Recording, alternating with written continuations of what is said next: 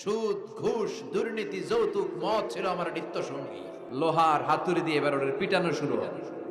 পিটাতে পিটাতে ওর গায়ের গোশত আর মাসেল গুলো থেতলে ফেলা হবে। কবরের আযাব থেকে বাঁচতে চাই, কবরের মধ্যে অনেক ফিতনা হবে, অনেক সুয়াল হবে। কবরে প্রশ্ন আছে না নাই? প্রথম প্রশ্ন জিজ্ঞেস করা হবে, মার রব্বুক, তোমার রব কে? বলেন, আমাদের রব কে।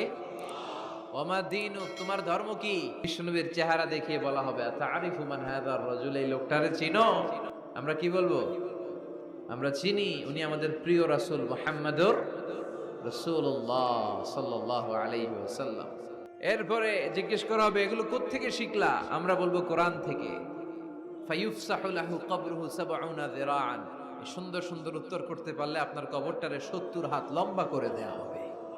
ইফতাহু লাহু বাবুন ইলাল জান্নাহ, জান্নাতের দিকে একটা দরজা লাগিয়ে দেয়া হবে। ইউলবাসু মিন লিবাসি আহলিল জান্নাহ, জান্নাতীদের পোশাক পরিয়ে দেয়া হবে।